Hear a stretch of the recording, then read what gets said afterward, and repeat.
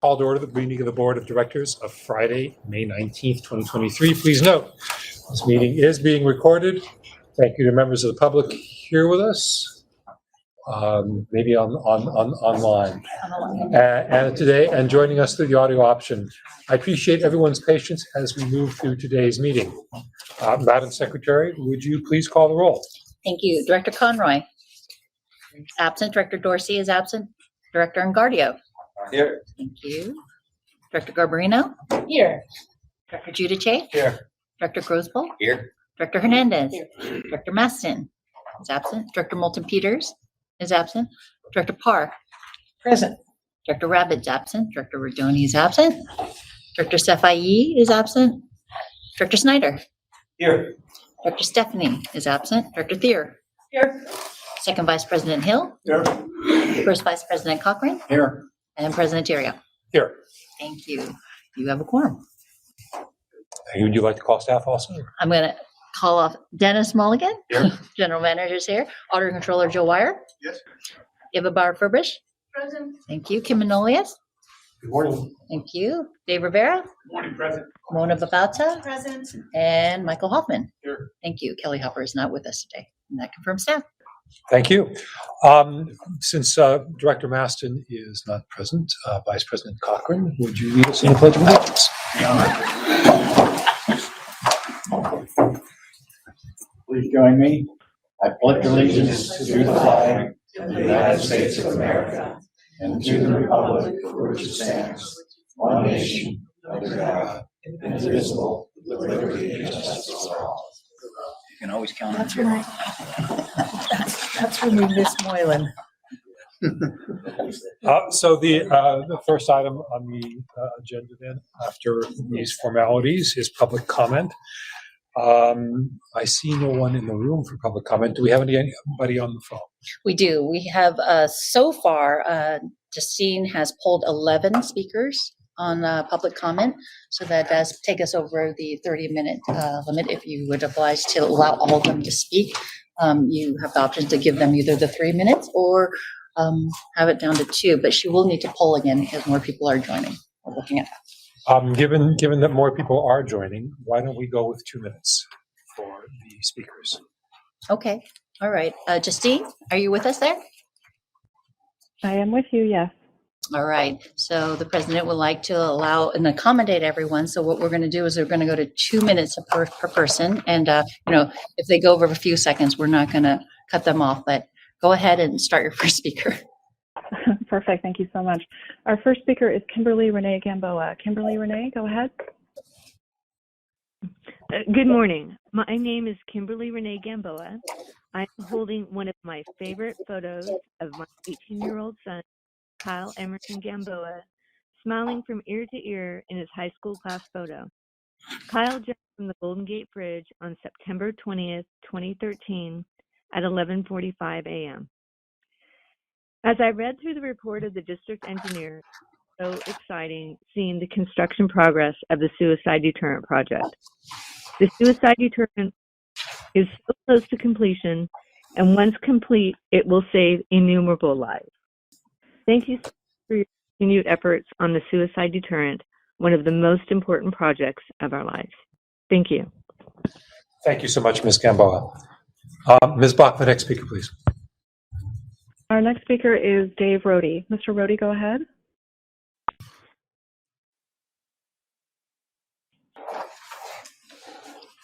Mr. Rohde?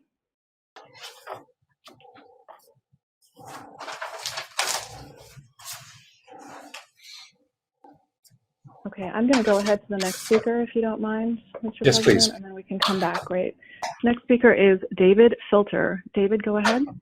Hi, my name is David Seltzer, and I was just calling to voice the support basically for the idea of improving Alexander Avenue. I've been a Marin resident for 9 years and a regular bike commuter over the Golden Gate Bridge into the city, and just that the state of Alexander for riding as this really important connection to Marin, to San Francisco is just, it's really bad. And the accident data shows that it's the most dangerous place, dangerous mile for people riding bikes in the entire county, which is just such a huge bummer because it's such a beautiful place, and it's it's a lot of tourists' first experience of Marin when they come to visit San Francisco and bike over the Golden Gate Bridge and into Sausalito.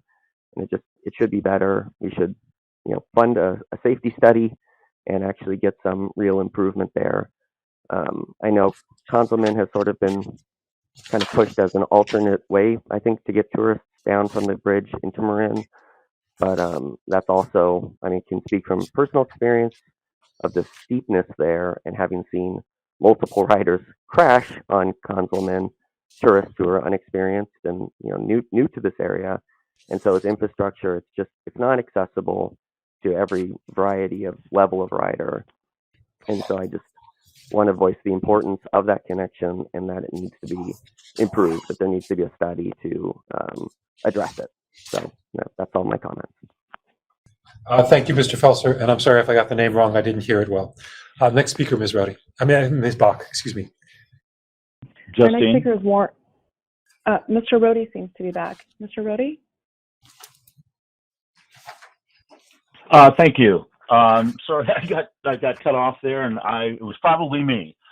Board members, managers, and staff, good morning. My name is Dave Rohde. I'm the San Francisco Policy Co-Chair for the Climate Reality Project. I'd like to applaud this board's recent creation of a strategic planning advisory subcommittee to address environment and climate change mitigation. Director Garbarino's report last month was music to my ears. Mitigating the impacts of climate change by reducing our greenhouse gas emissions should be a priority among all governing bodies, but especially transit boards. Recognizing that these strategic planning advisory subcommittees are in the early stages of their work, I still can't help myself but share the enthusiasm for some of the options listed in the draft report. Develop an overview of how the district is handling energy efficiency and waste. Ask the question, are there things the district is doing that are outdated and could be updated? Involve the public in developing new ideas and solicit input. Is it essential to have a fast ferry, or could a smaller, slower ferry possibly work? We could promote the climate benefits of a slower ferry. We could conduct a study of various power sources, including electric, hydrogen, and other alternatives for ferries, buses, and other areas of the district. There is so much great brainstorming in this report, but let me stop before I get carried away. I cannot say enough about the urgency of this work.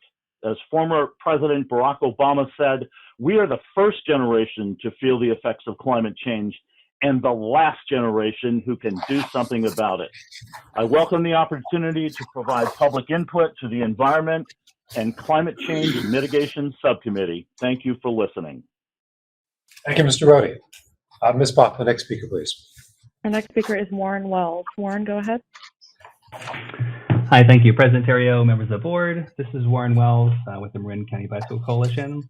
As I mentioned at the board's April meeting, we've been collecting signatures to urge the district to commit to and plan safety improvements on Alexander Avenue between the bridge and Sausalito. This 1 mile of road managed by the bridge district is a location of more reported injury collisions by bicycle than any other single mile of road in Marin County. Our petition has been met with a substantial response. Over 1,000 people from Marin, San Francisco, and elsewhere in the Bay have signed it.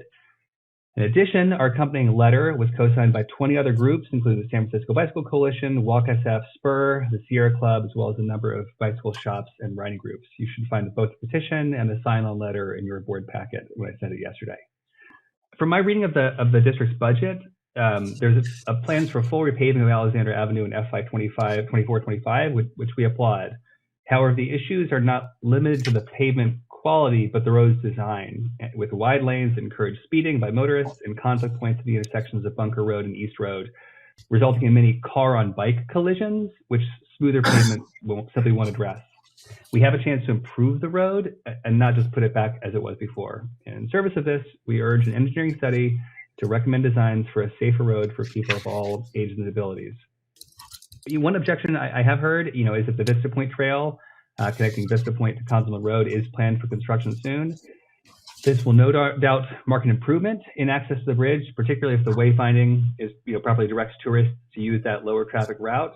However, I worry that the new route will be more than a mile, roughly a mile longer, and require more climbing, which will, I think, limit its uptake among commuter cyclists.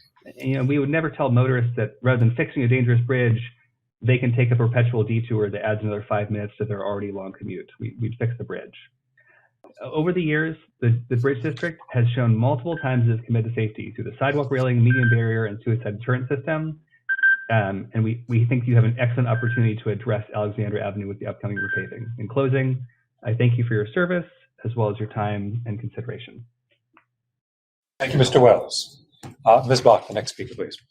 Next speaker is David Pilpel. David, go ahead. Great. Can you hear me okay? Yes, we can. Excellent.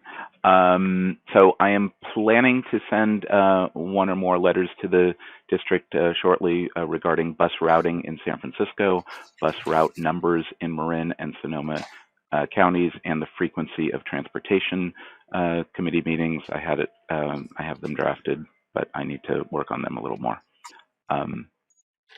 On item 5, the consent calendar, I noted just a couple of things on the minutes. On page 7, the Rules Committee meeting was on Friday, April 28th, not Thursday. Let me find that. One moment. Yeah, in the big paragraph in the middle. Should just strike Thursday and read Friday. Also on page 13 at the bottom, both Director Maston and I spoke under public comment, and I think it should say the following individuals, plural. We often get confused, but we're actually separate people. Next, I may have comments later in the meeting on item 6B1A, the ATU Memorandum of Understanding. Since I've not heard the material terms, I may comment on that later if that's coming before you.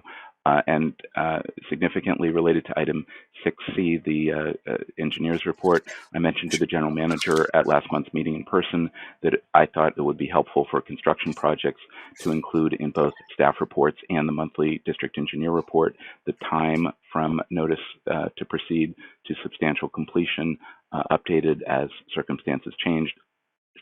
I'm not focused on 537 versus 545 days, but more like understanding whether a project is a 3-month project versus a 3-year project. I'm sure that engineering project managers track progress carefully, so I think reporting that publicly would not be especially difficult. Thank you very much for listening to me yesterday and today. Thank you, Mr. Pilpel. Ms. Bach, the next speaker, please. Our next speaker is David Traup. David? Yeah, hi. Thanks for having me. My comment relates to Alexander Avenue again, which is an important route for people biking and walking between the bridge in Sausalito and then onwards in Marin County. Every year, several people are injured in bike crashes on Alexander. In fact, a recent study shows it to be the most dangerous mile of roadway in Marin County for bikes.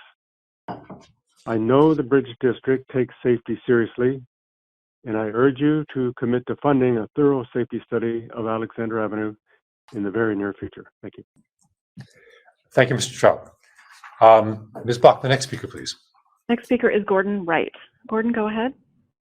Hi, I am following up on Mr. Wells's comments. I was a signatory to that petition because I'm your boots on the ground here. I'm at 207 2nd Street, and my office looks down at the corridor of both bike commuters and summer tourist season. And I can tell you from firsthand experience from having rendered first aid on more than one occasion that this is incredibly dangerous. And I know that the Bridge District is not responsible for the whole of the scope from East Road to Dunphy Park, but you know, I'm a bike commuter as well, and it is beyond treacherous, and whatever the Bridge District can do to enhance the safety of pedestrians and cyclists on your land is a very needed first step to rectifying what's a pretty appallingly dangerous condition here in Marin County. Thank you. Thank you, Mr. Rice. Ms. Bach, next speaker, please. The next speaker is Andrew Tauro. Andrew? Hey everyone, thank you for having me on the call. Just a couple things that I'd like to point out. You know, some people have noticed and said the conditions of the road. Paved roads wouldn't necessarily make it any better. I've heard the word treacherous used a couple times. It sounds like the board is taking this seriously, and if there is a study done, I think that everyone here should get the most out of it. The thing that's really important here, and the thing that I want to highlight, I'm a local cyclist, and that's why I feel like I was asked to join this call. At Bunker Road in Alexander, the speed of the cyclist is pretty high, and pretty high means they're moving as fast as cars. And the thing I really want to point out, and if I can leave you with anything here, a painted line is not necessarily infrastructure to protect a cyclist against a car. That matters a lot, and that point should be highlighted here. Anything that can be done to build actual infrastructure, whether it's boards, concrete, you know, some kind of partition, the drivers enter the road generally blind. The reason for that blindness is traffic due to people hiking and using that area. So the thing I really want to really highlight here, people who know the road understand the circumstances, but if a study is done and there is a project, you know, it's to make it safer for people who do not necessarily know the road. Thank you. Appreciate your time today. Thank you, Mr. Taro. Ms. Bach, the next speaker, please. The next speaker is Chad Plummer. Chad, go ahead. Hi, my name is Chad Plummer. I'm a resident of Marin. I am also an experienced cyclist like the previous speaker, but I would like to also advocate for a safety study because even though I have about a decade of experience riding this road, I crashed on it and suffered a concussion last year. I know that road and it got me. I can't imagine how difficult and terrifying it is for, you know, all of the tourists and less experienced cyclists who ride it. I know from watching them and that it's often a very scary experience. And there are many close calls and accidents. And so I strongly advocate for a safety study to improve this road. Thank you for your time. And thank you, Mr. Plummer. Ms. Bach, the next speaker, please. The next speaker is Doug Childs. Doug, go ahead. Okay. Yeah, this is Doug Childs, and I was asked to present what happened to me, and that happened last January. Well, I'll just say that I live in Sausalito, and I have gone to Alexander Avenue many times, and in February of last year, I was going down the hill where the Alexander Avenue narrows, and basically I was hit by a car. You know, the speed limit is 15 miles an hour, and when I bike the hill on Alexander Avenue, I go faster than that. And when I start going down the hill, I always see if a car is coming, but I didn't. Then somehow a car was past me and knocked me over, and I had to go to the emergency department and had to have surgery. And I never really saw the car because I passed out when I was hit. And that's what happened. So it wasn't good. And actually, in Sausalito, I've been hit twice by a car, and that was the second time. So I was told to mention that. I was told to mention that by, I'm just blanking on his name, sorry.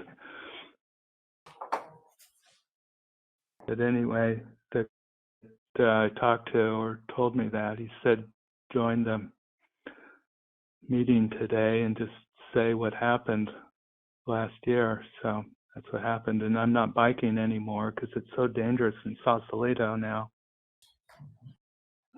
So things need to be happening. You know, on Bridgeway, there's supposed to be things fixed, and that hasn't happened yet. Hopefully something happens somewhere because there's so many people that come and go from San Francisco out here. So anyway, that's my statement. Thank you, Mr. Childs, for your account. Oh, you're welcome. Ms. Bach, the next speaker, please. President Terry, I would like to poll the room if you don't mind. We had Please several do. people join. Thank you so Mhm. much. If you'd like to speak today at the board meeting, please use ** to unmute yourself and let me know. Hi, my name is Ben Ford. I'd love to speak if possible. Hi, Ben. Thank you. Let me just keep polling and I will add you. My name is Anyone else? Karen. My name is Karen Wiener. I would like to make a statement as well. Sure. Give me one moment, Karen. Thank you. Is there anybody else who would like to speak this morning? Please use ** to unmute yourself and let me know. My name is Jillian Kadira, and I'd like to speak as well. Thank you, Joanne. Give me one moment. Is there anybody else that would like to speak this morning? Please use ** to unmute yourself and let me know.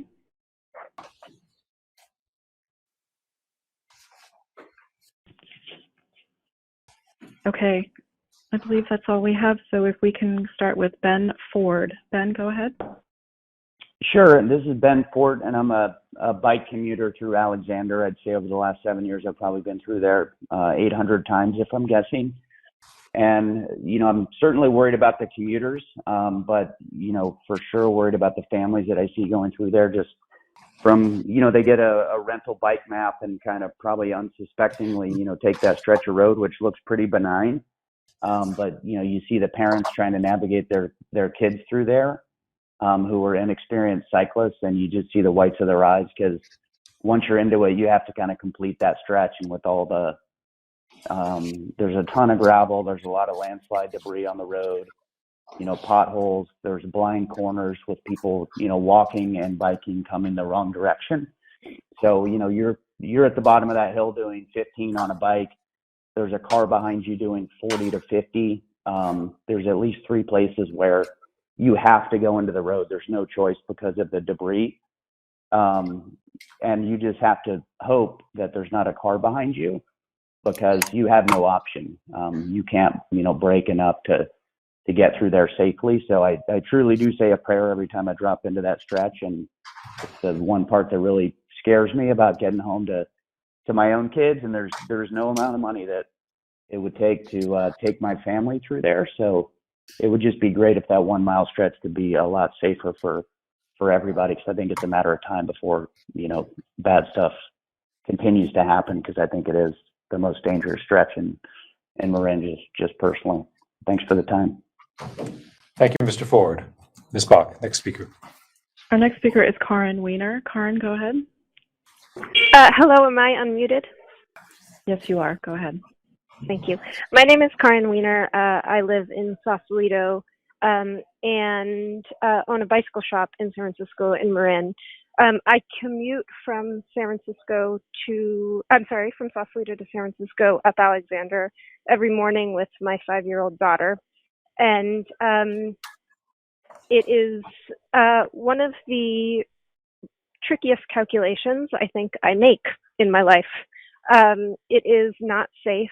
We're not protected from cars. And on many, many days, I see new liquor bottles or beer bottles strewn around on the side of the road, which just adds to the feeling of a lack of safety and the need for true and protected infrastructure along this crucial stretch for people who want to use bicycles instead of cars to enjoy our community. So I encourage the Bridge District to carry out a study and to collaborate with Sausalito and Caltrans to make true and lasting improvements for our community and the people who visit us. Thank you so much. And thank you, Ms. Wiener. Ms. Bach, the next speaker, please. Our last speaker is Joanne Kazera. Joanne, go ahead. Hi, my name is Jillian Kadira, and I'm calling to advocate for the Bridge District doing a safety study on Alexander so that you can seek federal funding to plan a safer Alexander. As Warren said, Alexander is the main route between San Francisco and Marin for people traveling by foot or by bike, and it's traveled by thousands of locals and tourists alike. Personally, you know, I ride Alexander pretty frequently. I've had a lot of dangerous passes around the corners. I've been hit I've nearly been hit a couple of times by people coming out of Bunker Road. They frequently pull out at speed into traffic without being able to see if anyone is coming down the hill. it's very, very sketchy. And as other people have said, as somebody who rides it a lot, where the super sketchy parts are and how to kind of compensate for that. But a lot of the tourists don't.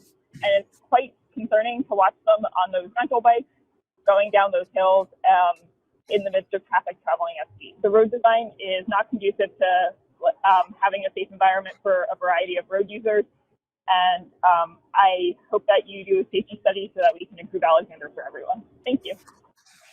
You'll forgive me again if I've misheard the name, but thank you, Ms. Aguirre. Ms. Bach, anybody else, please? We have no additional public speakers this morning for this item. And thank you. I want to thank all the speakers. These were all important points. Mr. General Manager, Dennis Mulligan, it's traditional to give you a chance to respond to the speakers. Go ahead, please. Thank you, Mr. President, members of the board, members of the public. I want to thank them for all their comments. I'll start with Ms. Kimberly Renee Gamboa. The loss of her son is a tragic event for her family, and they've risen up through that to become staunch allies and advocates for our barrier. We're excited by the nearing of the completion of the construction, and we want to thank her and their other son. Mr. Rhodey, we want to thank him for his advocacy. We want to direct him to agenda item 8B1 on today's agenda, which deals with grant funding for ZEB buses, 45-foot buses, over-the-road coaches. So if he reads the agenda, he'll be pleased to hear that one of the actions today will provide funding that is aligned with his advocacy. For all the other speakers, I want to thank them for highlighting their concerns about Alexander Avenue. I want to let them know that public safety is the Bridge District's highest priority. This board has a history of investing in public safety. This board invested all toll dollars in constructing the public safety railing, separating people on the sidewalks from the roadway. This board has invested in a movable median barrier to prevent crossover head-on accidents, which are quite horrific on the roadway. And currently, there's an ongoing over $200 million investment in a suicide barrier project, which will save about 30 lives each year.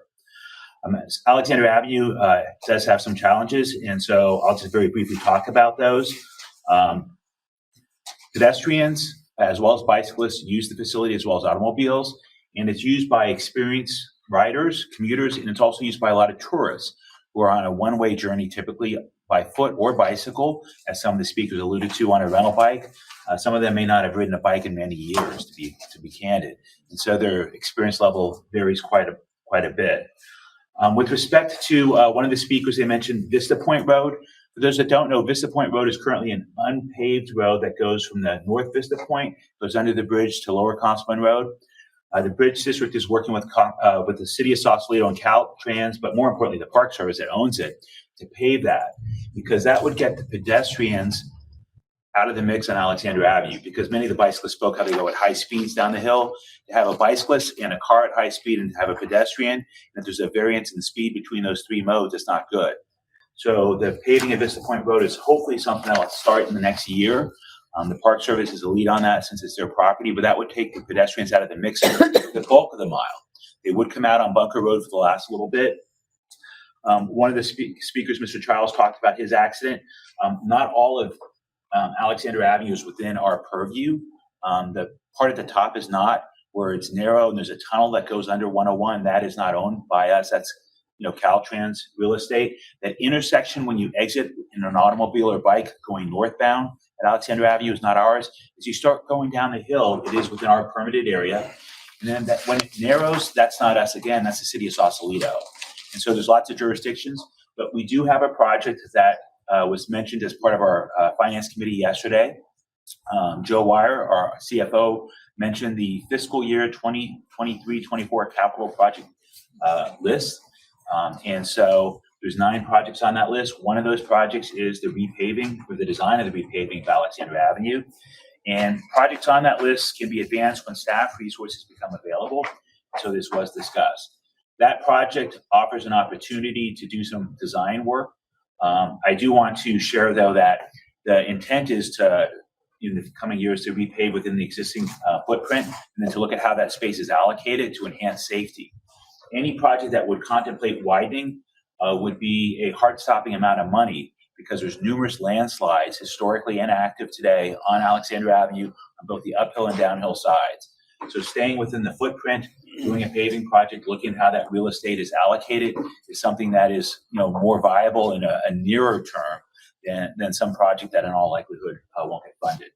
But it is on the capital budget project list, so it's not actively under design. And during the next fiscal year, as staff resources become available, it's one of the projects we'll be assigning staff to. And with that, I'm available to answer any questions that you might have. I think actually I will defer questions until your report. The next item then would be the consent calendar. You have a chance to review it. I will look for a motion to approve. Motion. Second. Is there any discussion on the consent calendar, corrections or suggestions? Or comments? I'll make the notations that Mr. Pilpel suggested. I'll look at And then, and with given that the secretary will address Mr. Pilpel's suggestions. Anyone else? Then, Madam Secretary, roll call vote, please. Thank you. We're voting on item number 5 with the first and the second, starting with Director Conroy. Who's absent? Director Dorsey's Conroy. Let's see, Dorsey. Ingardio. Aye. Garbarino. Aye. Giudice. Yes. Grosbold. Yes. Hernandez. Aye. Maston is absent. Moulton Peters. Yes. Parr. Aye. Rabbit is absent. Rodoni is absent. Safai is absent. Snyder. Aye. Stephanie is absent. Thier. Aye. Second Vice President Hill. Aye. First Vice President Cochran. Yes. And President Terrio. Yes. Yes, thank you. You have 12 ayes. Thank you. That passes then with 12 ayes. Now your report, Mr. General Manager. Thank you, Mr. President. My written report is before you. I'll just highlight a couple topics. I would be remiss if I did not mention that later this month we will celebrate the 100-year anniversary of the Coombs Bill. It was signed into law on May 25th, 1923. And that law was the genesis of the district and the construction of the And bridge. Coombs would happen to be from Napa. Yes, he's from Napa. Thus a Napa representative. You're out of order. I'm sorry. And Frank Doyle was from Santa Rosa. It started in Santa Rosa. Oh, there we go. But I just want to draw your attention to it. The bridge has been here a long time. It's 86 years old. But like any project, whether it's the construction of the bridge or improving Alexander Avenue, it's a multi-year undertaking to get it launched.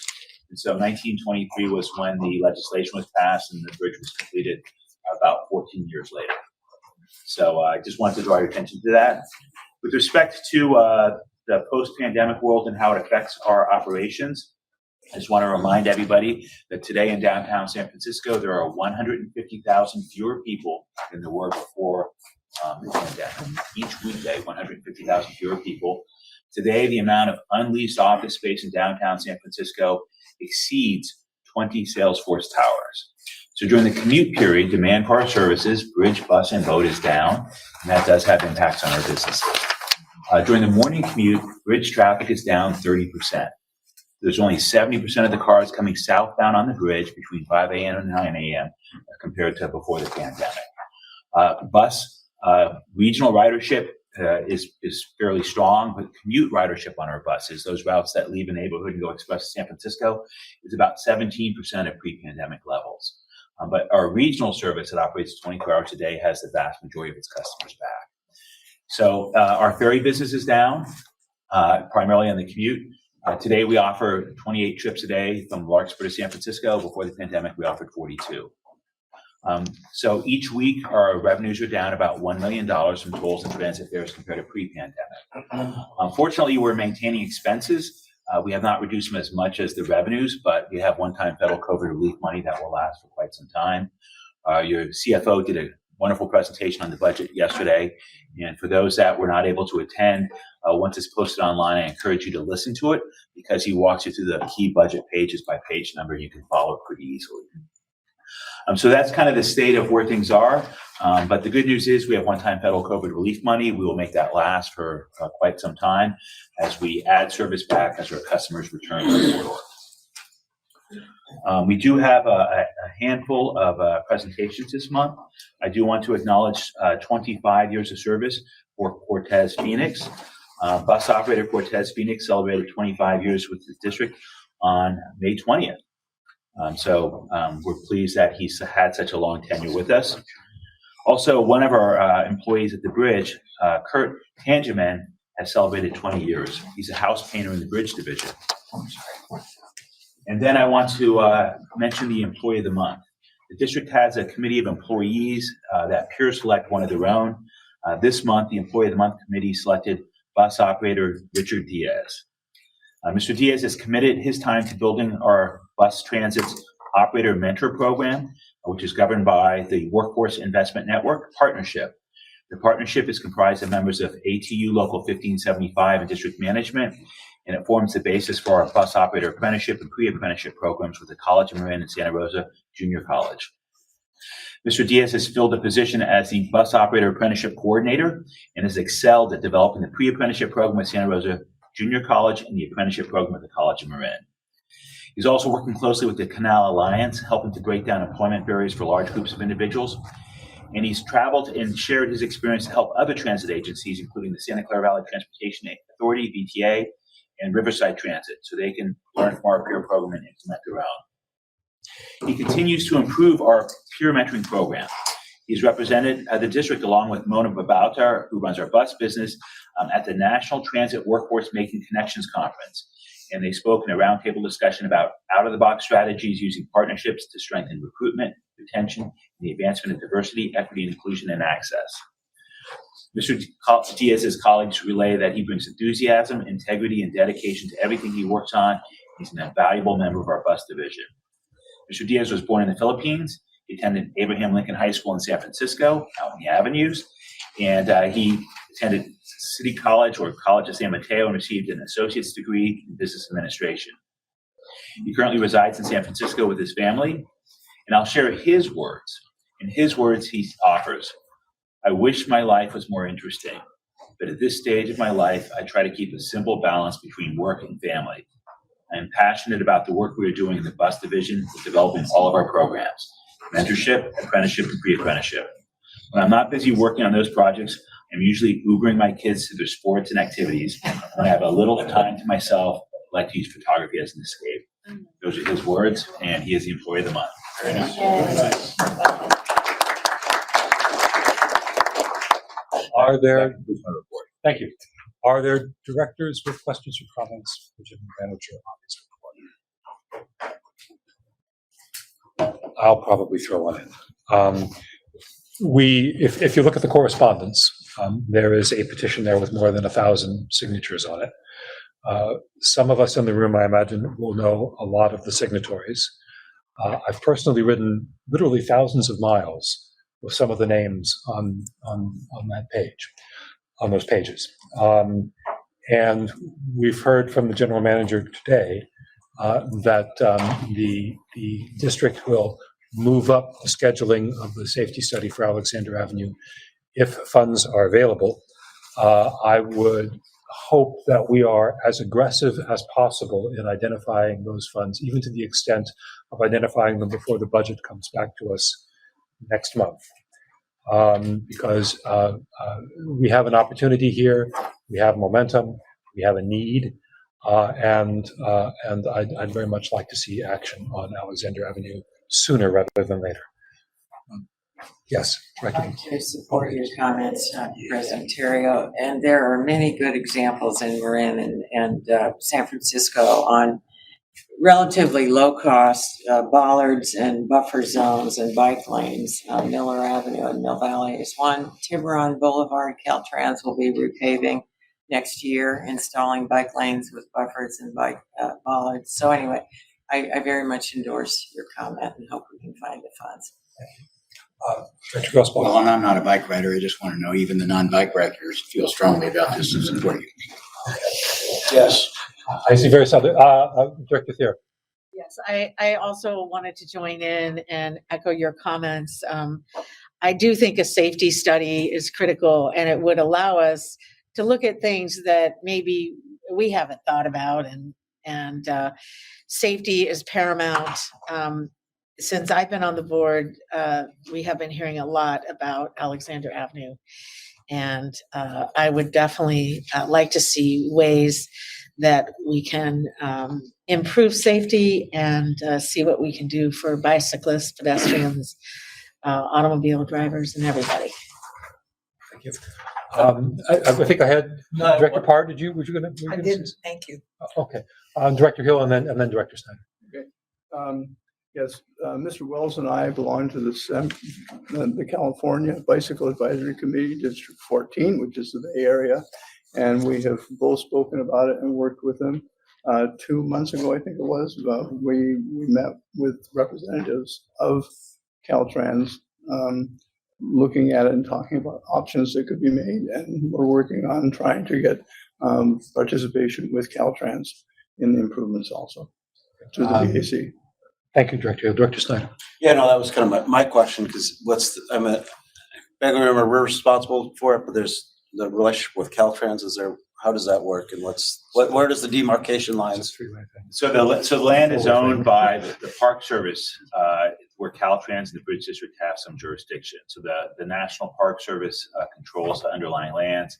We have a permit akin to an easement from what was then called the Department of War, but now is controlled by the Park Service, for Alexander Avenue that goes a certain width out from center line on either side. Caltrans has the part where Highway 101 is, which includes the tunnel and an area broader than that. Then when you get on the west side, it transitions from Caltrans to Park Service property. And then when you get down by the Sausalito city limit, the Park Service ownership ends, and our permit in the city of Sausalito, where it comes to that steepest part where it's narrow. So it's multi-jurisdiction, but what we control, we have a project to repave. And as part of that project, it would offer opportunities to do some things within that width to change how the real estate is allocated. And there's a lot of things that have been used in other communities that could be contemplated as part of that. With respect to advocacy for funding, I want to be full disclosure. I seek direction from the board. If you ask someone for two things and they give you one, they say they took care of you. Right now in Sacramento, I'm asking for $250 million for the seismic retro project. I'm not stopping on that. I'm not pausing on that until I get it. We can use district funds if that's the board's direction. But if I ask Sacramento for two things, they'll give me $2 million and say they took care of the bridge district. And that is not in the best interest of our ratepayers. And so I need to state that publicly so everyone has a common understanding of where we are. So we are actively and aggressively seeking a large amount of money. And I don't want to give someone the option of saying they took care of us for a much lesser amount. And we do have funds in our capital plan. So when staff resources become available, we can start working on this project. I hear there's a strong interest in finding a way to advance it. But I would strongly suggest that we not change our current advocacy position in Sacramento seeking funding, because I think it would be to the detriment of our ratepayers. And I think all of you need to let me know if you think otherwise. My understanding is the safety study is less than $100,000, 50 to 75, and we are contracted out with people that have done these things, I think. So I'm just So $12 is what I'm hearing. So that's good feedback. Yeah, so just order of magnitude, and this is the starting point to do anything else. And I think I wouldn't go to Sacramento. I'd look in the cupboards and see what we have. Thank you. That's helpful feedback. Thank you. Director Parr now. Thank you. This may be a naive question, but I have to ask it because I haven't heard the answer yet. I assume that those four entities either meet or in constant touch with each other. Lots of times when there are too many too many cooks in the kitchen, if the cooks just get together, they can figure it out rather than doing each one separately. Would you assure me that that's happening? The cooks get together. Thank you. The challenge is that the Caltrans piece where it goes under 101 is particularly difficult because it's basically a tunnel. And so there's some unique challenges there, but we do get together periodically, and safety improvements have occurred. There's an intersection when you get off there. Putting in stop signs has greatly enhanced safety at that intersection. So there have been incremental things done over the years to enhance safety at that location, but clearly more needs to happen. There's been a huge growth in the use of that road by bikes and pedestrians since the Bridge District constructed the public safety railing about 20 years ago. And I think it hooks a little bit with Stephanie's question in that is everyone waiting for something big to happen, or are people taking little steps that they can to try to make it better? And so the next time we pave it, we would look at how we allocate the real estate based on advice from outside consultants. But the groups, particularly the Park Service, Caltrans, and the Bridge District, because we kind of control a big chunk, get together periodically whether it's to walk Vista Point Road, whether it's to study the intersection, or to other, study the left turn pocket at the one-way tunnel.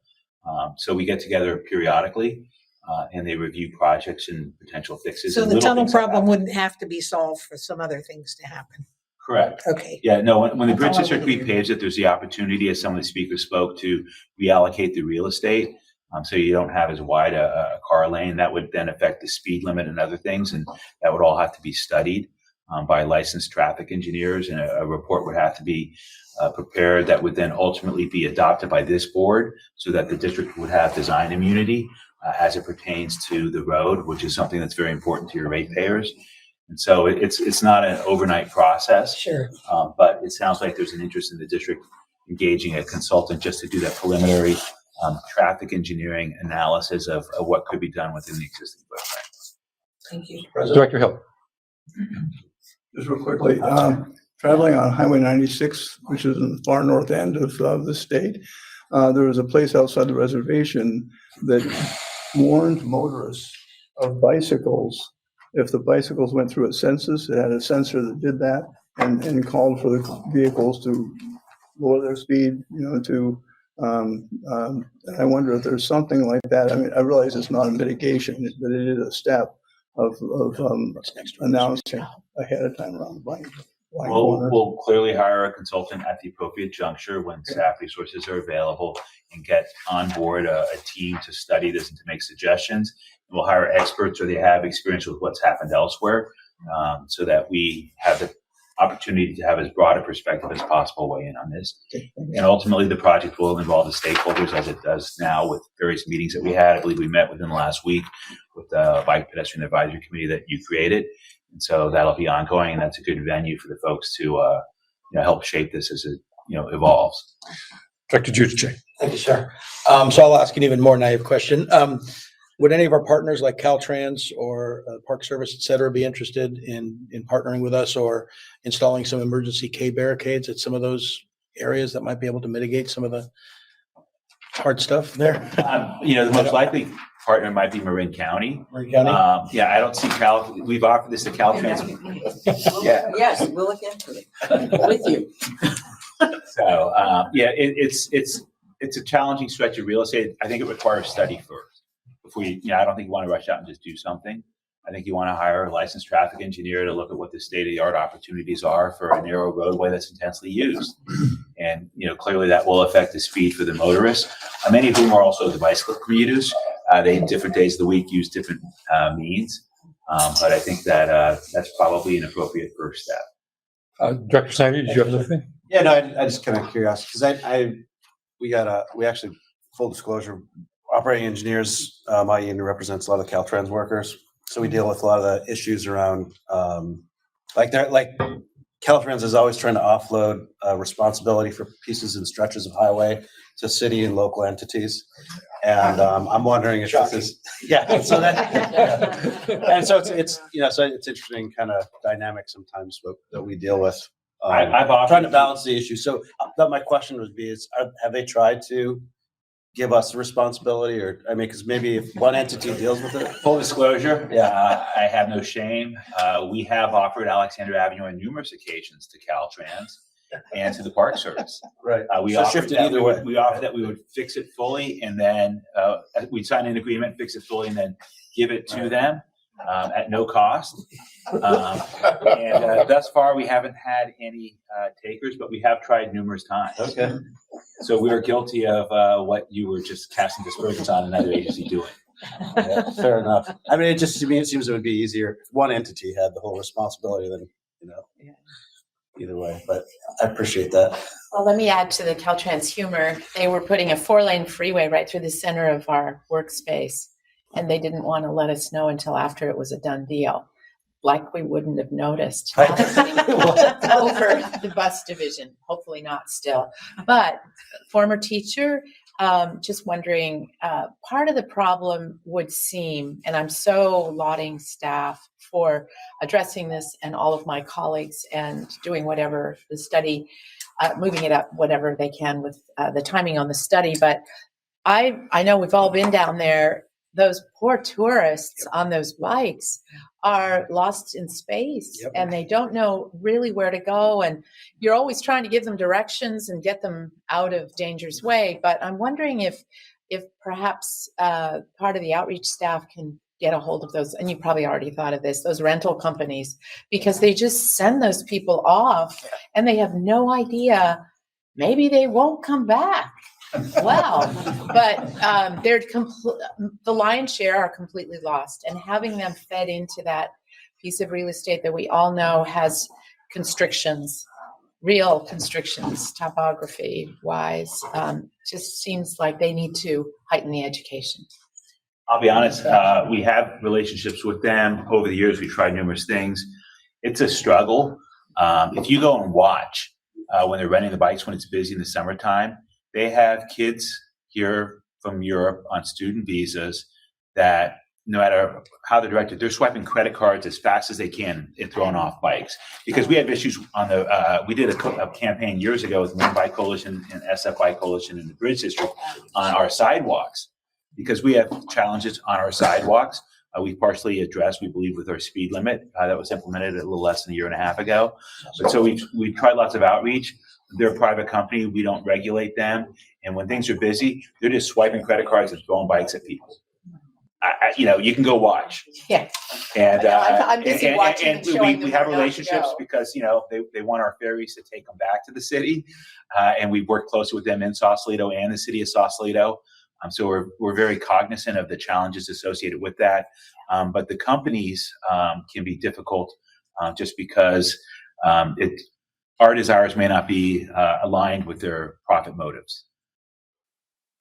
Yes, Director Giudice. Yeah, just finally, so I think probably local jurisdictions where these bike companies exist could probably have some type of a protocol or an ordinance requiring the companies to make sure that they do their due diligence in terms of how they train these folks or these tourists or whatever through that to make them aware of what the dangers are. And it's just a random thought. Give them a color-coded map. Throwing it back to San Francisco now. Well, that's also, Director Walton Peters. Terry, I just wanted to share, Sausalito has a number of plans for bicycle improvements that they're working on. You'll know this, but the great thing is that they've got funding for some of them, and that will start to, I think, create some momentum. So I'm happy to volunteer my time in any capacity as a fellow cyclist to this effort, but I do think there's solutions that are possible. Very good. Thanks for the optimism and the offer. Any other directors with comments on the general manager's report? Just incremental changes in each stretch help, and so we clearly have a role, and we're looking forward to doing our part. Director Theory, you had something. Yes, I had wanted to echo my supervisor's comments, Supervisor Moulton Peters, from the beginning. I'm glad that it sounds like we are moving forward with a safety study. I also think that the cost estimate is approximately right. I think it's probably under 100,000 or maybe 100,000 because engineering costs have risen. I also am very excited that we're going to take a look in Tiburon. I know this is not what other directors have been saying, but we actually have created a really good partnership with Caltrans on Highway 131. And actually, it's leading us to some hopeful cost savings. One of my big projects in Tiburon is getting broadband. And we partnered with Caltrans. And, when they do their digging, we are hopeful that they'll be laying cable that will save us probably $1 million in Tiburon. So we're very excited about that. I do think with respect to Alexander Avenue, I'm excited. I think there's a lot of possibilities to enhance safety. And I really think through a study and through some work, we will be able to make it safer for everybody. There's also probably down the line, grant funding for some of this work. So that's something I would love to see explored. And I'd also love to see I think it was about 12 organizations that were involved that had their logos on the petition. I would love to see if it's possible for staff to reach out to them and invite them to the Bicycle Advisory Committee when this topic will be discussed. So those are my comments, and I'm very excited about this. Thank you. Director Snyder. I'll just say, we have a lot of deep connections with Caltrans in Sacramento and the director and Travis. So if there's anything that I can do to build bridges, we're in constant contact with them, and I'd love to join in if you guys need anything. Director Hernandez, my peripheral vision needs improvement. Thank you very much, Mr. President. I was just going to make the comment that the general manager, Dennis, indicated that you might need some specific direction from the board. And I just wanted to encourage us all to perhaps move forward with an agenda item if necessary, if you have not yet received the direction and have the authority based on your position to move forward with whatever costs are required for the study. I think once the board adopts the budget, since it's on the capital budget project list, we have the authority to move it forward. Then the issue will be assessing internally, do we have the staff resources, and when we'll have the staff resources available to do it. So I can report back on that, but I think I have clear direction. And I appreciate the direction. It's very helpful. You know, there's 9 projects on the list, and this one clearly has a fair amount of advocacy compared to the other 8. Although, you know, some of the other 8 may also have priority internally, that's just as vehement, just so we can continue to keep the wheels in the bus and everything else. But I really appreciate this, and I think the direction is clear that when resources are available, you'd like us to put out an RFP or get a consultant on board somehow with traffic engineering expertise on arterials with bike, pedestrians, and cars sharing a very limited amount of space to see how that space might best be allocated, so that when we do our repaving project, we can implement the appropriate features to meet the needs within the constraints we have of all the users of the facility. Any other directors with comments on the general manager's report now? So I probably shouldn't say this, so I'll just start there. I think what we actually said was do it faster than that, than the normal So movement. if you want it, I mean, I'm asking that you delegate to us, but if you want it faster, the reality is I have to take staff off something else if you wanted to start today. And I don't think that's what you want. I think you want us to come back about when we think we might be able to get a consultant on board. Well, I was thinking just about the consultant, you know, if that, does that take a, I'll have to, you know, my recommendation is that you allow me to report back next month in my GM report of what I think are some steps and some timelines associated with it. That way it's in front of you, and we can keep it in front of you in the GM report until such time as we actually do something. And I think that might be responsive to the needs and desires. I don't think you want to look at our list of projects and say, you know, take someone off that project and put them on this project, because then you're getting into our business too much, I think. and I'm not even a cyclist, so. Yeah, I think the direction is we'd like to see a proposal at the earliest possible opportunity. Thank you. That's helpful. Anyone else? And that will do it for the general manager's report. Thank you, General Manager Mulligan. Attorney's report. You'll be busy today too. Yes. Thanks, President Ontario. So 2 items for you today. First, as always, my attorney's reported before you. Happy to take any questions on that report. Anyone? Okay. Second, we have an item for your consideration today, which is to authorize the ratification of a memorandum of understanding with Amalgamated Transit Union Local 1575, representing our district's bus operators. What I'm going to do is recite the material terms to that agreement for your consideration. So let me do that right now. So there are 6 basically material terms. First is the term of the agreement would be from the date of ratification to August 31st, 2025. Second are the wages component of the agreement, which would be 3.5% on increase upon ratification. Another 3.5% increase on September 1st of 2023, and a third 3.5% increase on September 1st, 2024. Third, as to the pension, a one-time lump sum payment by the district to the pension of $5.2 million.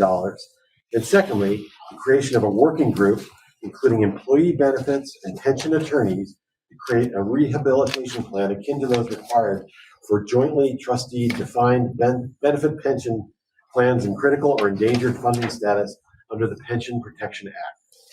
4, with regard to attendance, the ability to request, the district's ability to request doctor's notes more quickly. Second, the operator would submit a note while still on leave as opposed to upon his or her return. And third, to revamp the attendance occurrence appeals process to allow for replacement or rotation of the designated arbitrator. Fifth, as for uniforms, increase the uniform allowance for district bus drivers to $500 per year. And secondly, the district will provide district branded polo shirts that bus operators will be required to wear. And finally, some work rules changes, and these are minor changes, but additional work rule changes to allow bus operators more flexibility during their time off and to increase the efficiency of bus division operations. With that, I wanted to thank Molly Cabin for all her work in getting this done. Molly's just great. And at this point, I would turn it over to Dennis to provide some context for the agreement as to. Thanks, Kim. I'll first off acknowledge who the negotiating team on the district side. Molly Cabin led it with Mona Babauta, our bus manager, Kelly Hopper, our administration development manager, and Joe Wire, our CFO.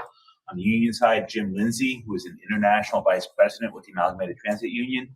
And then Mr. Shane Weinstein, the president of ATU Local 1575, and David Herrera, a Local 1575 ATU member also. The district is excited that the settlement includes the pension study. District employees participate in one of 4 different pension plans based on their union or lack thereof. And this pension plan, unlike the other 3 that our employees are in, is in a world of hurt, to just be blunt. And so the fact, and we don't control the pension, it's an independent trust. We appoint 3 of the members, you appoint 3 of the members, the union appoints 3. But the fact that the settlement includes this study, a study that arguably should have been done years ago, is really encouraging because the study will provide a roadmap that could be implemented by the trustees if they choose to, or if they're browbeaten into doing so that we could have a guarantee for all of employees that work a long career at the district that they'll have a pension in their retirement. So staff strongly recommends that you approve the settlement or the tentative agreement before you so that we can move on with our bus operators unit. And yes, Director Garbarino. I would be happy to make that motion, and I'm just thinking that we need to give Molly a round of applause, a warm one for all of what. I have to recruit myself on that. I happen to also, I think I've just mentioned this before, Molly is my HR attorney, and thankfully I met her here, and she's just wonderful. I get to talk to her all too often, which is all good too. She's most importantly with her 4th grade daughter, panning for gold. It's a project that they do in the 4th grade. Yes, and with chagrin, she was happy to do that with her daughter, but she truly wished that she could be here with us. This is a big day. So I'm going to get Director Giudice, and then I'll come over to this side of the room. Yeah, and I'm happy to second Director Garbarino's motion. I also am in favor of the initiative. You mentioned that we're making a one-time contribution of $5.2 million, and I know that ATU pension is woefully underfunded. But what will that take us to in terms of the level of funding? Does that make sense? Or? Yeah, it does. For the current year, that coupled with the regular contributions would, be equivalent to actually for a little bit more of the annual required contribution for just a very short period of time. The pension has funding issues. Traditional Taft-Hartley or multi-employer plan would be declared in the red zone and they would be forced to make changes. Since this is a single employer plan, it has not had to do that. And so it has a whole host of challenges dealing with the pension benefits, giving away pension benefits regardless of contributions received, and also contributions. And so hopefully the plan will allow us to move forward on that. But the 5.2 is a huge amount of money for this bridge district, considering that each week we take in $1 million less from tolls and transit fares than we did before. But I think it demonstrates the commitment of this body to work with the ATU to fix this pension. Thank you. On this side of the room, Director Thier and then Director Snyder. So I just wanted to comment, I'm going to third the motion.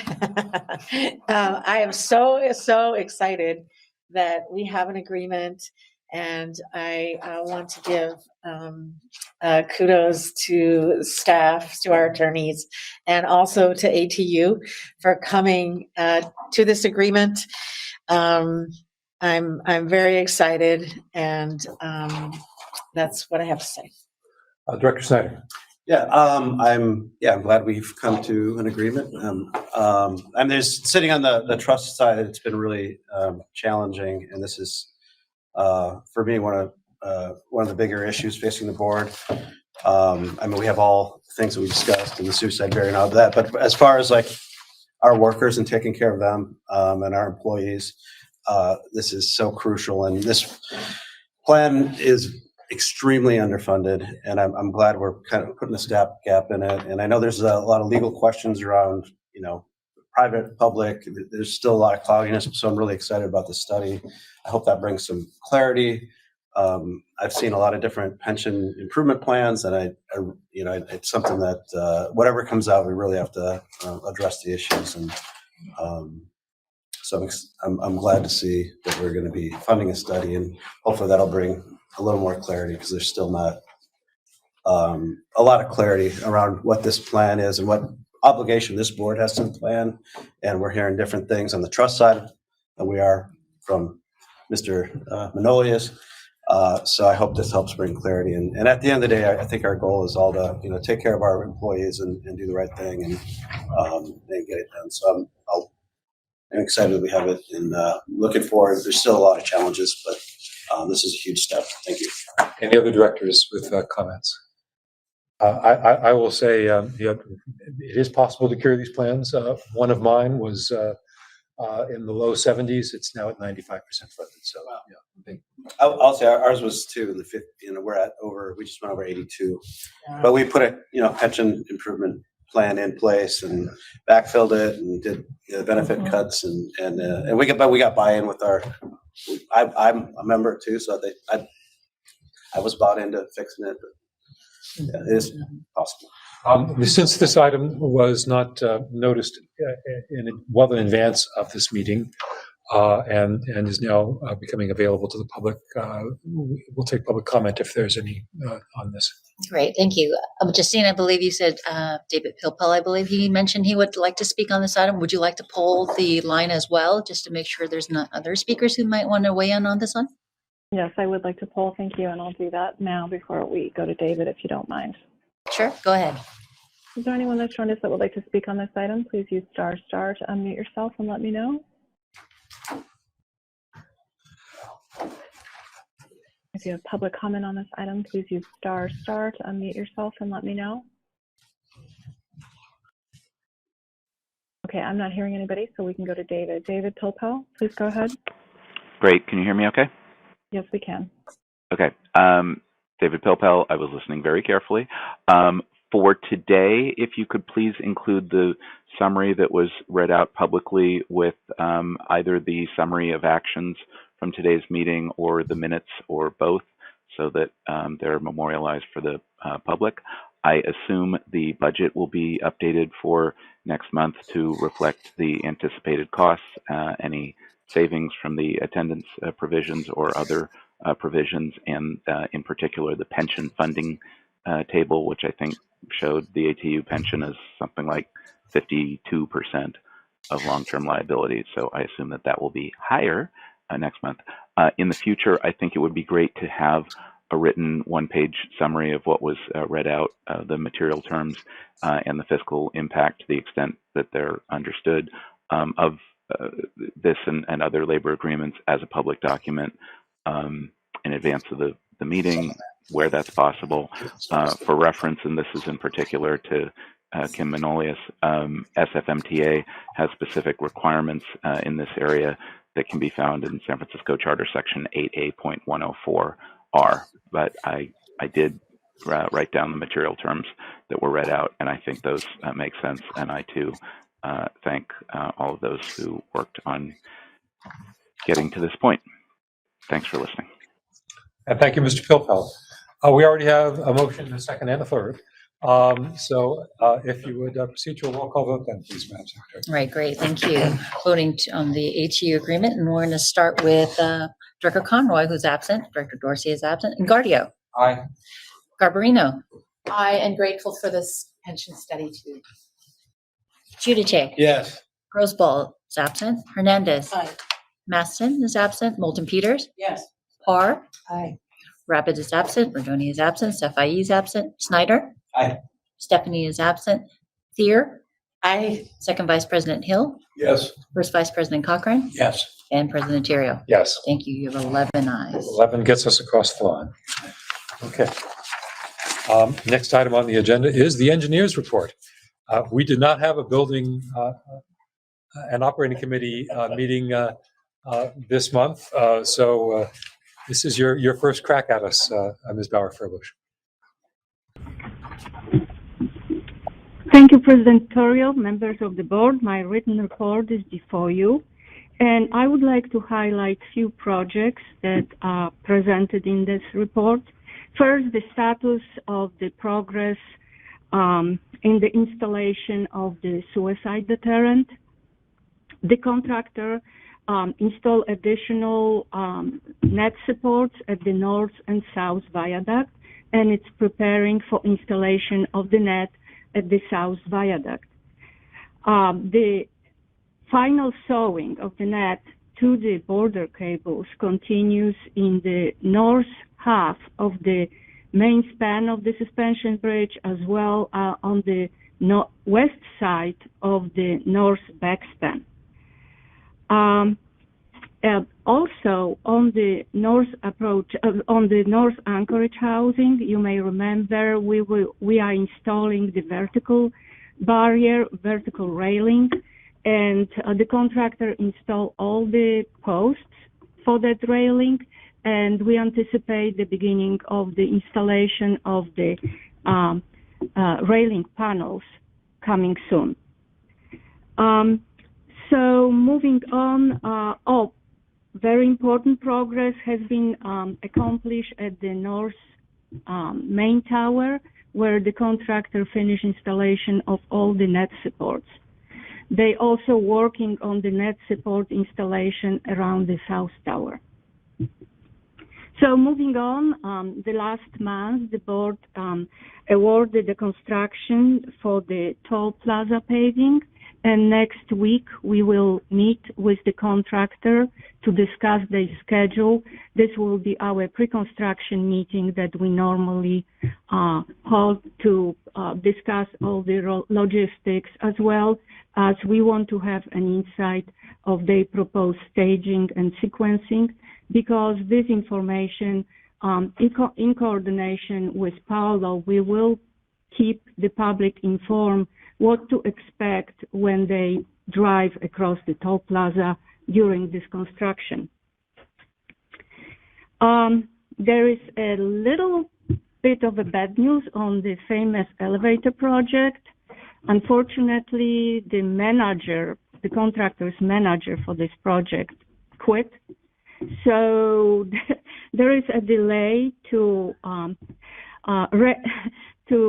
finalize the cost proposals for the waterproofing of the pit that has to be accomplished before we can receive a permit to operate this elevator. So with this in mind, probably next month we will have to meet in some other location that our administration building. And finally, I would like to provide the board with the heads up of what's happening with the suspension bridge seismic retrofit.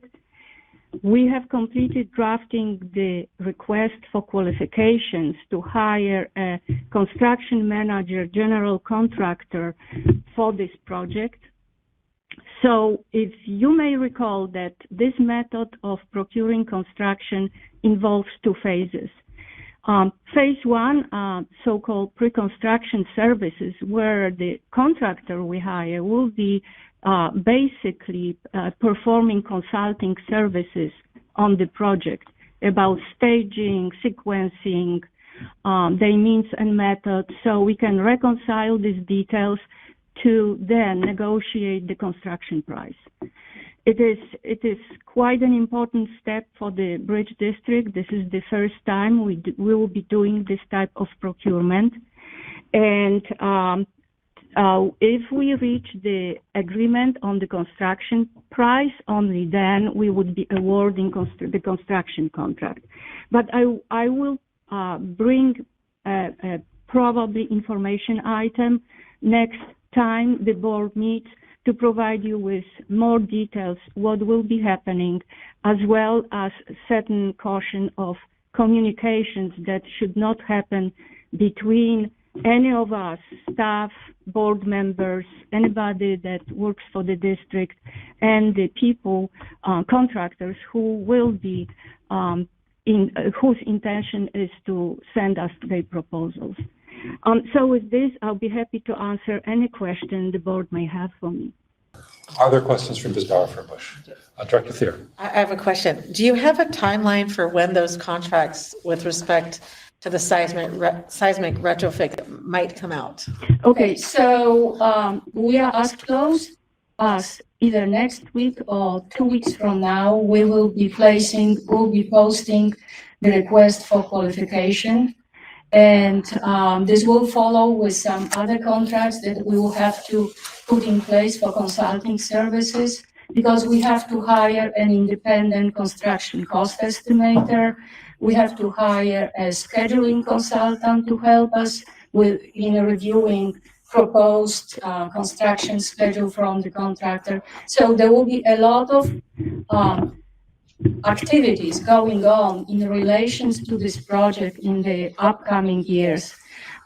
Right now, the proposed schedule anticipates award of these pre-construction services in November this year, and then with about 8 months pre-construction services timeline to reach an agreement on the construction price, with, I would say, cautiously, maybe additional tools, so it will be between 8 and 10 months.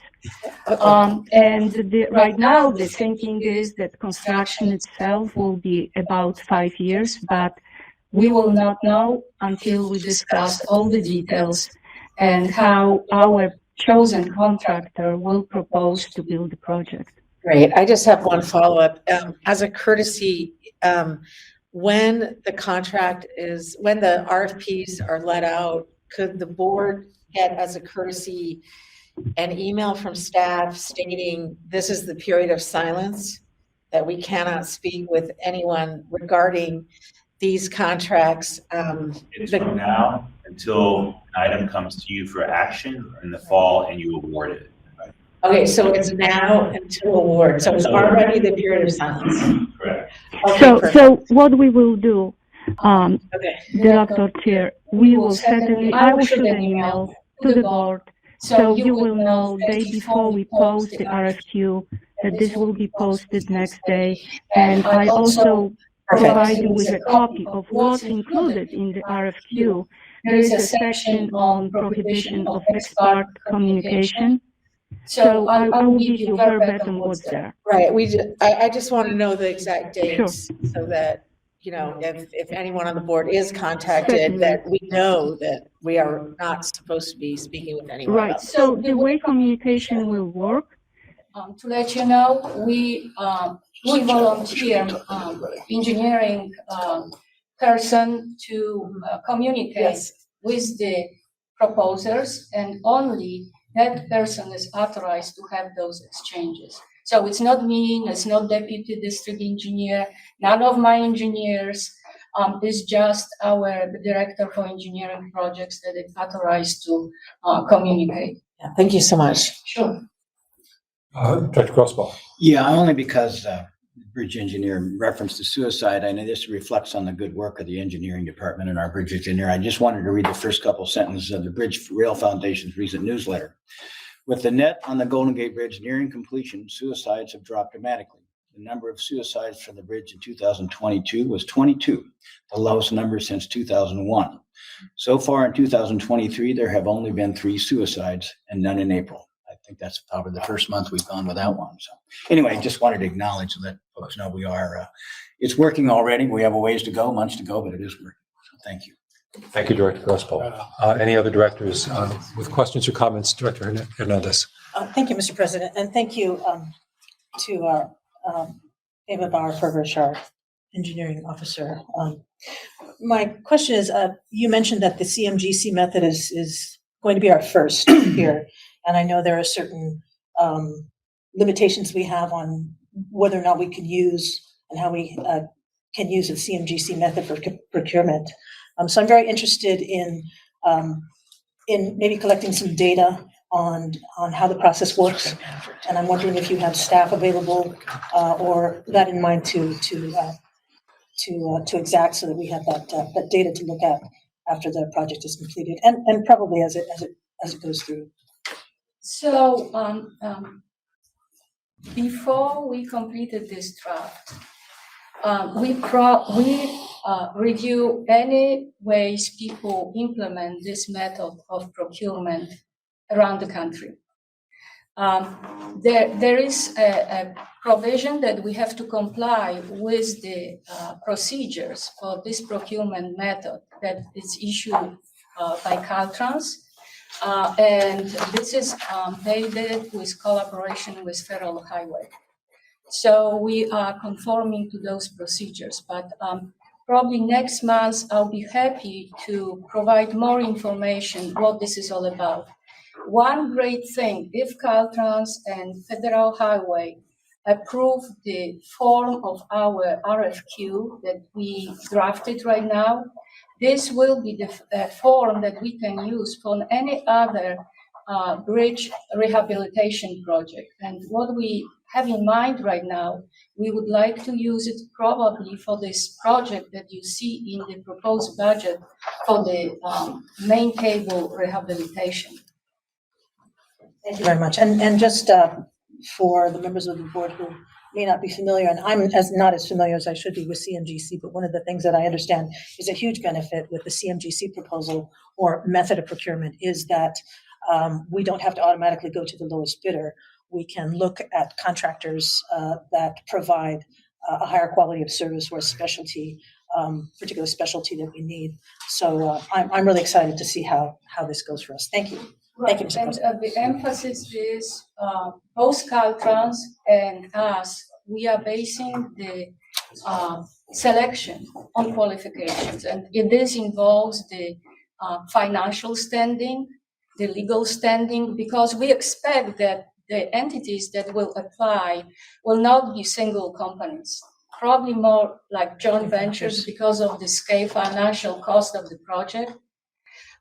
So I will be happy to share the full package of RFQ with you. So you will see that the proposers will be under a lot of scrutiny. They will have to prove not only their financial standing or their legal standing, but they also have to convince us that they know how to do this job. Yeah, thank you. Thank you very much, Mr. President. Any other directors with questions or comments for Ms. Bauer-Furbush? Then I think you're free. Thank you. We had yesterday a couple of, I have no other reports listed. Do you have any reports? We have no other reports Okay. listed. We had yesterday a couple of committee meetings. There was considerable discussion at both of them. And the first of them was the Rules Policy and Industrial Relations Committee. And so we have a report today, actually, from the vice chair of that committee, Patty Garbarino. Ms. Garbarino. Thank you. Oh, right, Hang on, right. Mr. President. We'll hear Did you want Director Hernandez first. I have both names here listed, but Sorry for the confusion. Sorry for the confusion. We had to make some changes at the end there when we have to have. Oh, so we're Director Hernandez. turning things around. Correct. I'm sorry. We'll go with the chair then. Yes. Ms. Hernandez. So, thank you, Mr. President, and sorry for the confusion. We're going for the chair just so that I can formally recuse myself. Right. Okay. Hand things over to my very capable colleague here, Patty Garbarino, the co-chair of the committee. She's going to present the first item, item 8A1, and I'll return to present the second item that's on the committee report, item 8A2. I said corrected. Thank you very much. Thank you. Okay. Yes. I also am going to recuse myself as we represent. All right. Thank you. I do. So, counting, we are still right there. Yes. We are right at a quorum. We are, exactly. We may proceed. So then, now, Also on the script. How about it, Chair Garbarino? Thank you so much. Or Vice Chair Garbarino, excuse me. All good. Colleagues, the Rules, Policy, and Industrial Relations Committee is recommending approval of Board Agenda Item Number 8A1, which is to adopt a resolution that will provide for participation in the district's 401A defined contribution plan by represented employees in the California Public Employees Pension 2% at 60 plan on the same terms as non-represented employees in the 2% at 60 eligibility group, subject to collective bargaining as detailed in the staff report, and I so move. And I want to thank Joe. Joe gave, for our questions, a very good explanation as to how these two groups meshed. So thank you for that. And there is a second. This, as I mentioned, this was discussed at some length yesterday. Is there any further discussion? I see none. Then we can go to a roll call vote. Thank you. We're voting on item 8A1, starting with Director Conroy, who's absent, Director Dorsey, who's absent, and Guardio. Aye. Garbarino. Aye. Giudice. Yes. Grossbull. Aye. Hernandez is absent. Maston is absent. Moulton Peters. Yes. Parr. Aye. Rabbit is absent. Rodoni is absent. Sefai is absent. Snyder is absent. Stephanie is absent. Thier. Yes. Second Vice President Hill. Yes. First Vice President Cochran. Yes. And President Dirio. Yes, Thank you. That is 10. we squeaked by. All right, so now we'll. So we we'll allow can them bring the back in the recusals room. back into the room, please.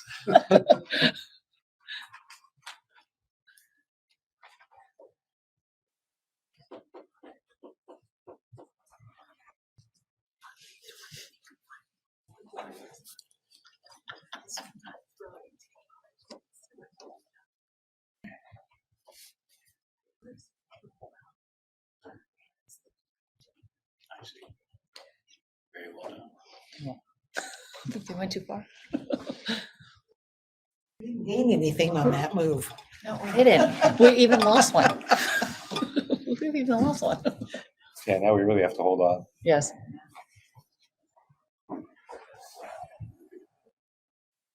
All right, now we can continue. Okay. Okay, we can continue. So now I'm going to rip the report out of your hands, Vice Chair Garbarino, and hand it back to the chair, Director Hernandez. Thank you very much, and thank you very much, Patty. So I'll continue on with the agenda and present agenda item number 8A2, which is to approve the rules of the board as amended and detailed in the staff report. And Mr. President, I so move. There's a motion. Is there a second? I'll second it. And there is a second. Again, this was discussed at length yesterday. Anyone wish to discuss it further today? I see no one, so we can test the room with a roll call vote. All right, thank you. We're voting on item 8A2 with the first and second, starting with Director Conroy, who's absent, Dorsey is absent, and Guardio. Aye. Garbarino. Aye. Giudice. Yes. Grossbull. Aye. Hernandez. Aye. Maston is absent. Moulton Peters. Yes. Parr. Aye. Rabbit is absent. Rodoni is absent. Sefai is absent. Snyder. Aye. Stephanie is absent. Thier is absent. Second Vice President Hill. Yes. First Vice President Cochran. Yes. And President Girio. Yes, Thank you. We have 11 ayes. a comfortable 11. So thank you, Chairs, Chair Hernandez and Vice Chair Garbarino, for your joint report. Is there anything more you have for us? That's all from me, Mr. President. Thank you. All right, and Chair Vice Chair Garbarino shaking your head. So then we move along to the Finance and Auditing Committee. Vice Chair Parr is reporting on this particular. I am, and my first statement is thank you, President Girio, and thank you for stepping in yesterday to chair the Finance and Auditing Committee. It was without both the chair and the vice chair, so if you'd like to give the report. I'll begin with item 8B1, authorizing the general manager or designee to submit and execute grant applications, cooperative agreements, and certifications and assurances as required by the Federal Transit Administration for federal funding assistance for sections 5307, 5309, 5337, and 5339 formula programs, and by the Federal Highway Administration for surface transportation program funding to support transit projects, commit the necessary local match funds for projects, and assure completion of the projects as detailed in the staff report. And I so move. There's a motion and there is a second. Enthusiastic second. Very good. Any discussion from the board in addition to what we did yesterday? I'm seeing none, so we can do a roll call vote. Thank you. Voting on item 8B1, starting with Director Conroy, who's absent, Dorsey is absent, and Guardio. Aye. Garbarino. Aye. Judice. Yes. Grosboll. Yes. Hernandez. Aye. Maston is absent, Moulton Peters. Yes. Parr. Aye. Rabbit is absent, Rodoni is absent, Sefai is absent, Snyder. Aye. Stephanie is absent, Thier. Aye. Second Vice President Hill. Yes. First Vice President Cochran. Yes. And President Terrio. Yes, Thank you. We have 12 ayes. a downright luxurious 12. Okay, so Chair Park, please continue. Or Vice Chair Park. Yes, thank you again, Mr. President Terrio. The Finance Auditing Committee also recommends the approval of item 8B2 to receive the Independent Auditor's Engagement Letter for services related to the annual financial audit and single audit for the year ending June 30th, 2023, as submitted by I. Bailey LLP as detailed in the staff report. And I so move. Second. There's a motion and a second on the auditor's letter with its very approximate start date. Is there board discussion on this item? I see none. So a roll call vote, Madam Secretary. Thank you. Voting on item 8B2, starting with Director Conroy is absent, Director Dorsey is absent, and Guardio. Aye. Garbarino. Aye. Judice. Yes. Grosboll. Aye. Hernandez. Aye. Maston is absent, Moulton Peters. Yes. Parr. Aye. Rabbit is absent, Rodoni is absent, Sefai is absent, Snyder. Aye. Stephanie is absent, Thier. Aye. Second Vice President Hill. Yes. First Vice President Cochran. Yes. And President Terrio. Yes, again. Thank you. That is 12 ayes. 12 ayes. This one also passes. Director Thier. President Terrio, I would like to ask that my vote be recorded as aye for items 8A1 and 2. If there's no objection from the body, we can go ahead and do that. Okay. It's okay. I have no other business here aside from communications. You have those in front of you. Have a good look at the little letter from the group of organizations and their petition. With that, I will look for a motion to adjourn. Motion and a second. And I'm going to look around and see if anybody is shaking their head before I hit the. This meeting is adjourned. It is now 11:34 a.m. Thank you.